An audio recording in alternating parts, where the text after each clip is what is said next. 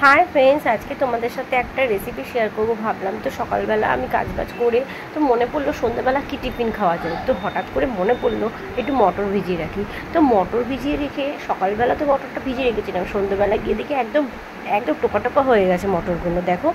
তারপরে আমি প্রেশার কুকারে ওইটাকে ভালো করে আরও 10খানা সিটি দিয়ে আরও নরম করে ফেললাম, কারণ আমার একটুখানি নরম নরম মটরওয়ালা ঘুগনিই বেশি ভালো লাগে।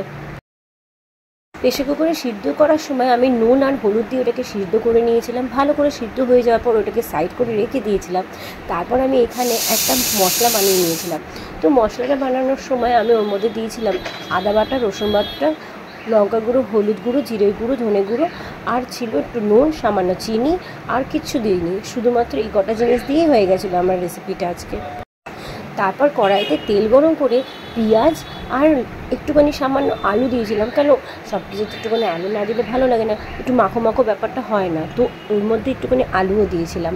তো আলু দেওয়ার পর সেটাকে ভালো করে পেঁয়াজ আর আলুটাকে ভালো করে নাড়াচাড়া করে ভেজে ভেজে নিয়েছিলাম। তো ওটা ভেজে নেওয়ার পর তার মধ্যে আমি মিশ্রণটা যেটা করে রেখেছিলাম, একটা মশলা বানিয়ে রেখেছিলাম, তোমরা বললাম এক্ষুনি। তো সেই মশলাটা ভালো করে আমি ওর মধ্যে দিয়ে কষিয়ে নিলাম। এত সুন্দর করে কষাতে হবে যাতে কোনো রকমভাবে ওর মধ্যে কোনো স্মেল না আসে, কাঁচা গন্ধ যেন না ছাড়ে।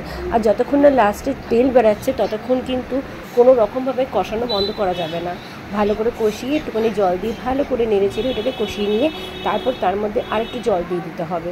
জল দেওয়ার পর তারপর ওখান থেকে সিদ্ধ মটরগুলো দিয়ে ভালো করে আর একটু কষিয়ে নিয়ে তারপর সেটাকে একদম একটু লো ফ্লেমে কিছুক্ষণ সিদ্ধ করে নিতে হবে, ভালো করে মশলার সাথে যেন মটরগুলো সুন্দর করে মিশে যায়। বানানো তো হয়ে গেছিলো, কিন্তু আমরা খাবো কী দিয়ে সেটাই ভাবতে ভাবতে মনে পড়লো ছোটোবেলায় আমরা ঘুগনি দিয়ে পাউরুটি দিয়ে খুব ভালো খেতাম। তো হঠাৎ করে মনে পড়লো ফ্রিজে তো পাউরুটিও আছে। তারপর পাউরুটিগুলো সেঁকে নিয়ে সুন্দর করে আমরা গরম গরম ঘুগনির সাথে ভালোই বেশ জমিয়ে খেয়ে নিলাম বিকেলবেলা। আমাদের টিফিনটা আজকে বেশ ভালোই হলো। কিন্তু তোমরা ছোটোবেলায় কে কে ঘুগনি দিয়ে পাউরুটি খেতে আমাকে কমেন্টে জানাতে কিন্তু ভুলবে না একদম। আর ঘুগনি দিয়ে কী কী খেতে ভালো লাগে সেটাও কিন্তু বলো আমাকে। আমার কিন্তু ঘুগনি দিয়ে লুচিটা বা পরোটা ভীষণই ভালো লাগে। জানো তো, আমাদের স্কুলের সামনে ছোটোবেলায় একটা দিনেশদা নামের দাদা ছিল। সেই দাদাটার এরকম সুন্দর করে ঘুগনি বিক্রি করতো। তো হঠাৎ আজকে এই ঘুগনিটা খেতে খেতে সেই ছোটোবেলায় দিনেশদার ঘুগনির কথা মনে পড়ে গেল।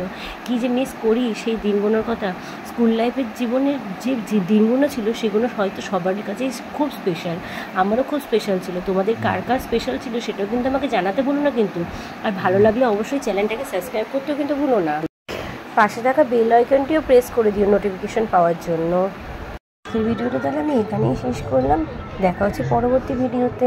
ততদিন সবাই ভালো থেকো, সুস্থ থেকো, টেক কেয়ার, বাই বাই। আরও একবার মনে করে দিচ্ছি, চ্যানেলটাকে সাবস্ক্রাইব করতে ভুলো না কিন্তু। অবশ্যই চ্যানেলটাকে সাবস্ক্রাইব করে দিও আমার, আর পাশে দেখো, ঠিক আছে? Tata, by.